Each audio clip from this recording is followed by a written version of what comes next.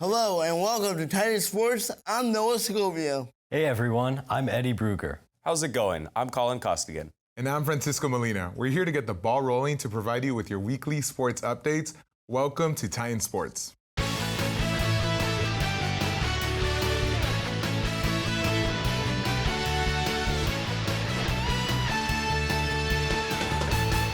The Anaheim Ducks hosted the New Jersey Devils last Friday night, which featured two teams on the wrong side of the standings.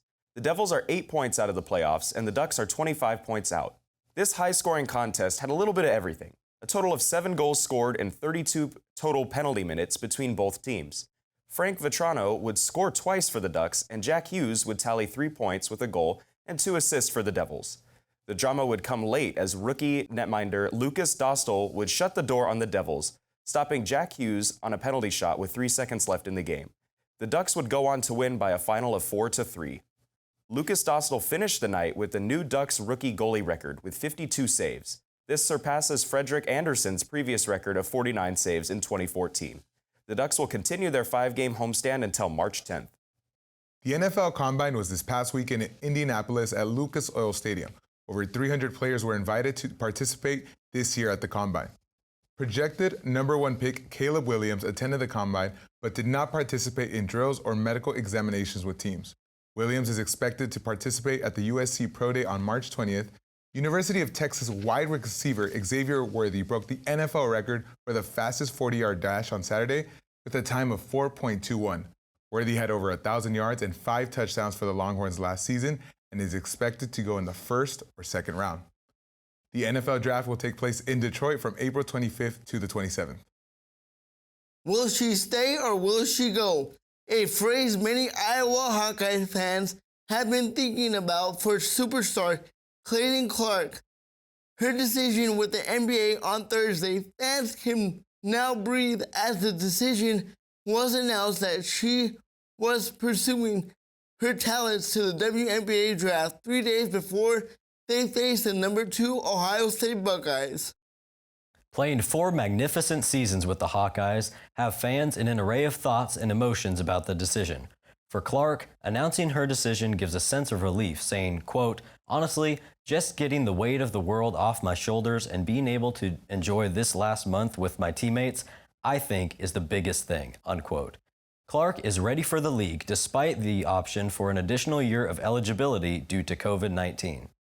Clark is already a living legend in the NCAA college basketball world. Her record-setting career passing the career scoring leader in the women's NCAA and major college women's basketball puts her in the prestige realm of greatness in college sports. With 3,650 career points, she is also in the running to break LSU legend Pete Margolich's NCAA scoring record of 3,667 points. The decision for Clark is now ahead for what is in store for the superstar. All fans can do now is appreciate her final moments as an Iowa Hawkeye. Courtside tickets for Sunday's game were listed at $3,800 on StubHub Friday morning. With the number 1 pick of the WNBA draft going to the Indiana Fever, it is fair to assume who is going to be picked. Was this a good decision by Clark? East Carolina University hosted the 21st annual Keith LeClaire Classic this past weekend. Cal State Fullerton, Purdue, and Southeastern Louisiana were the teams that participated alongside ECU. The Titans would face Southeastern Louisiana in their first game on Friday and would lose by a score of 5-1. SLU took the lead in the second inning and never looked back. On Saturday, the Titans found themselves in a pitcher's duel against the host East Carolina. Marcos Rosales would put the Titans on the board with a solo shot in the 4th, but the game would go to extra innings. ECU would walk off the Titans through with a sac fly in the 11th. On Sunday, the Titans would try to salvage their finale, but failed to do so after Purdue put up a tense spot in the first inning. The Titans would lose by a final of 11-3. The Titans got swept out of the Keith LeClaire Classic, losing all 3 games they played, falling to 4-6 on the young season. They return home this week to face off against USC and will host Jacksonville for 3 games this weekend. The Beach has been beaten as DJ Bruegger and the Cal State Fullerton men's basketball team defeated Long Beach State 76-71. It was Bruegger putting the team on his back, scoring a career-high 26 points alongside help of John Mikey Square with 17. The Titans improved their record to 13-16 and 6-11 in Big West play. It was a tough battle for the Titans to prevail as the victors. After the game, Coach Dedrick Taylor commented, quote, "Our group stayed together and continued fighting, whether it was when we had to respond to adversity or when we got ahead of ourselves," unquote. Going down to the wire, this back-and-forth contest concluded in the Titans' way, with Mikey Square sinking 2 clutch free throws to claim the win. It was the Bruden and Mikey Square show. As they combined for 43 points, Bruden went 9 for 11 from the field while having a team-high 6 assists and 5 rebounds. Mikey Square was perfect from the field, making all 4 of his attempts while going 9 for 11 from the free throw line. Other notable scorers from the Titans would be Grayson Carper with 12, all of them coming for a 3. Adding on to a great night from the Titans, this win is their first at Long Beach State in nearly 4 years, dating back to January 18th, 2020. With a needed win on the road, there is still a chance for the Titans to compete in the Big West tournament. They would need to win out the remaining of their schedule for a higher chance into conference play. Will we be seeing them at the dance? All right, stay tuned for our roundtable discussion coming up right after the break.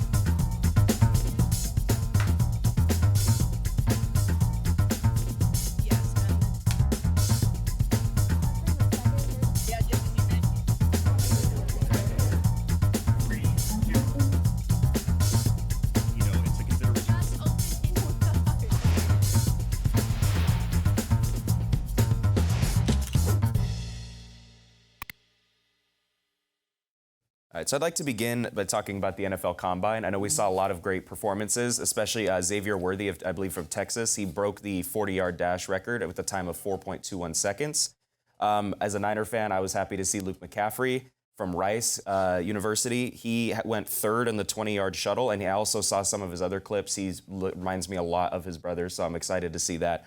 I really just want to hear your thoughts on the overall Combine and also your thoughts on Caleb Williams, because he didn't participate in any of the drills or medical examinations. Yeah, overall, I think it's a successful combine.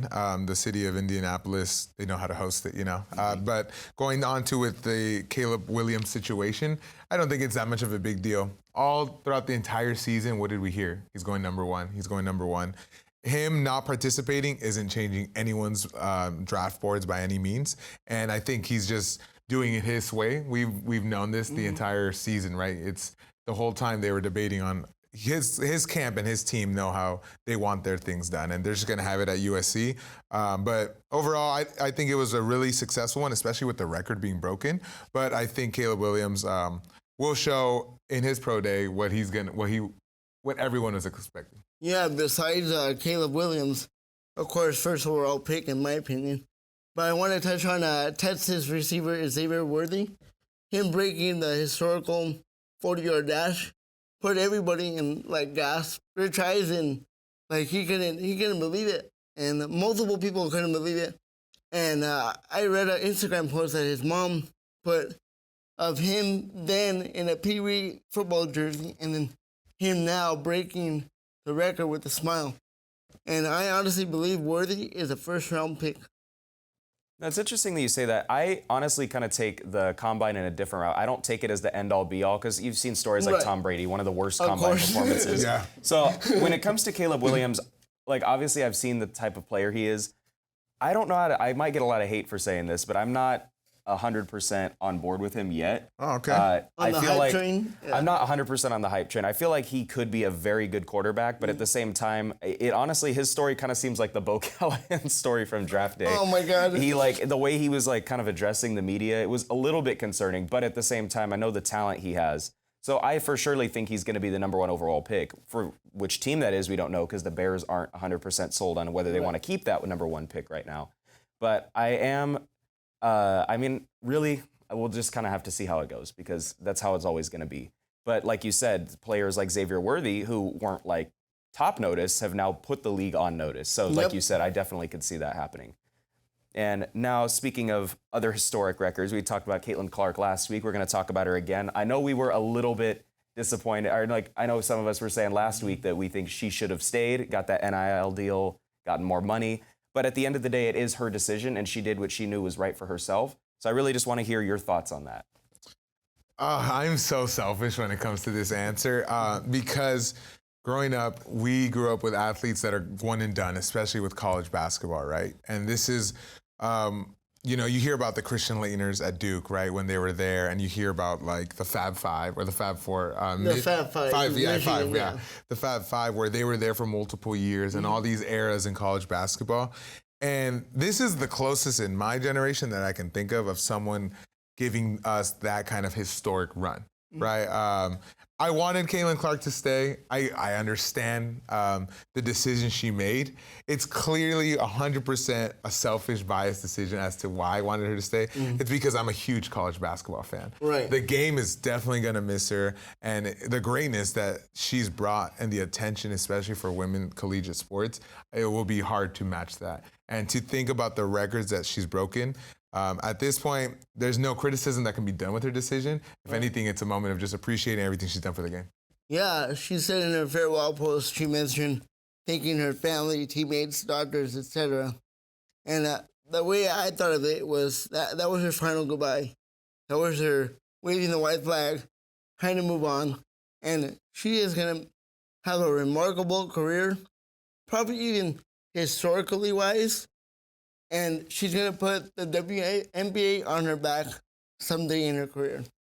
Yeah, and obviously she's going to do what's best for her, and she mentioned that clearly. I think this is a good decision for her because she's going to change the WNBA just like she changed women's college basketball. She's going to do that. I'm like 100% certain that that's going to happen. And also, like with her going to the Indiana Fever, I know she's going to pair up well with Aaliyah Boston, who like in her first year, she averaged 14.5, about 8 boards and a little over 2 assists per game, which is really good out of a rookie. And Aaliyah Boston was also one of those star players that people were interested to see. So, and having that, because she's Aaliyah Boston primarily plays center. Sometimes she switches to the 4. But when you have a guard and a center duo like that, that's usually a good sign for things to come, if we're going to be honest. So I'm excited to see how that duo plays out as well. Yeah, absolutely. And now moving on to our very own CSUF men's baseball team. How do you, tough road trip, lost 3 games. Overall, start to the year, we're now 4-6. How do you rebound after a really tough road trip like that? I think the key message for this team is patience.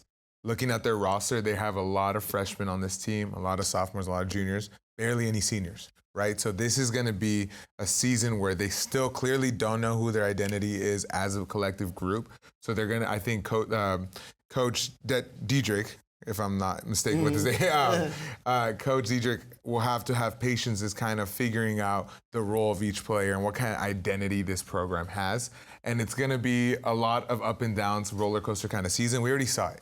They came in hot, beat, a respected Stanford team. Yeah. But then at home opener, what happens? Eddie, you were at the game. Yes. They got swamped. They got beat. Shut out 8-0. So there's going to be a lot of inconsistency. But I think that overall for them to be a powerhouse team within the next couple of years, because they have the potential. They're a very young team. They're going to have patience and just figure out, it's, as we all know, growing pains. Yeah. You brought up identity, and the way I look at identity for this type of team, they need to be more disciplined, organized, and they need to play with swagger. They need to play with energetic. Because the times that I saw my ESPN Plus, they didn't have none of that. And I want to point out some pitching and hitting spotlights. The batting averages from Eli Lopez Lana Maddox, Moises Guzman, Kobe Wallace, and Matthew Bordell. Those 5 players are ranked in the top 5 in stats, home runs, etc. But I do also think they need to improve on their pitching. Because I looked at their ERA, 3 of their pitchers, including their ace, I believe, Christian Rodriguez, has a 6.75 ERA, and one of their relievers, Chad Gura, has an 8.71 ERA, and him and Christian have the most hits allowed. So I think Dietrich and their coaching staff need to really hone in on their skills and be more of like a complete team, and hopefully they can improve later on this season. No, I'm really glad that you mentioned that because I actually was going to mention Eli Lopez and Chad Gurniak because what I've seen from Chad is that he's a freshman doing this, so he had a really bad outing. I believe he only went a third of an inning and gave up, I think, 7 or 8 earned runs. So it was a very tough outing against Purdue after a long road trip. So it's very unfortunate that that happened, but I will say in his first 2 starts, he went 4 1/3 inning, only gave up 1 earned run on 4 hits, and then in the game that I went to against, I believe it was Fresno State, he went 5 2/3, and I honestly would debate that he could have finished that inning, but he only gave up 1 earned run on 3 hits. So it's like to see that from a freshman in their first 2 starts is really good. You're going to have starts like that. I mean, when you give up 10 runs in the first inning, you're not really, that game you kind of just throw out the window and say, like, we got to move on into focusing on these other games. So I feel like he is going to, he's somebody that that I'm looking at because him and especially Eli Lopez, we know he's more of a contact hitter right now, but he's really putting the ball in play. He's already has a 300 average on the season. So that's something else. And also, I believe he's also a sophomore. So you want to see these young players improve because that's what's really important. And that's like a young core to a team is what really helps them transcend. And maybe they can get back into the playoffs like we saw from those teams in previous years. So we know it's been a rough couple of years for the for baseball team, but I'm looking forward to see how they can do in the future, honestly. Yeah, maybe a college baseball World Series appearance or a Big West Conference series appearance. We never know. Absolutely. Eddie, what were your thoughts of the game when you were at the home opener? Yeah, the Fresno State game, it was just there were opportunities where there could have been big plays. I mean, we had 2 guys out on the bases, but then next hit was a double play, and then it was just reduced to nothing. So I think the potential is there, but they just need to, like you said, I guess, be patient and just take their time and follow through when they get something good going like that. Yeah, and so it is still a very young season. So we're going to hope for the best, and we're going to assume that it's going to improve from here. Yeah, absolutely. Yeah. And now moving on to our men's basketball team, who had I know we're very excited to talk about that. Yeah, let's go. Last week we were a little bit unsure, but this week we're feeling a lot more confident. They had they beat Long Beach on the road, very tough matchup, very hard environment to play in. Yes. So they had great wins against that, and then obviously they beat Cal Poly, which understandably they're ranked better than Cal Poly. But it's still winning games that you need to win. I feel like there's teams in front of them right now that aren't as good as our team, to be honest. And I feel like we've just had unfortunate circumstances that really prevented us from being the truest potential that we can be. I know we do play UCR and we play UCI we play to finish out the season, basically. We need to win both of those games, and we also need, I believe it is Bakersfield, to lose to on the road in Hawaii. That's going to be difficult because Hawaii is a very good team. We saw what they were able to do to us. Yeah. So I do believe that there's a very good chance that this happens. Potentially with UCI, they might lose. UCI is the #1 seed, but if they have that clinched by the end of the season, there's a good chance that they might be resting players. And I think we are matched up well against UCR. So I feel like I'm interested to see how you guys think we're going to fare up against in those 2 matchups. Like you said, sorry about that. The basketball team is in a must-win game situation, and they're playing with their hearts and souls.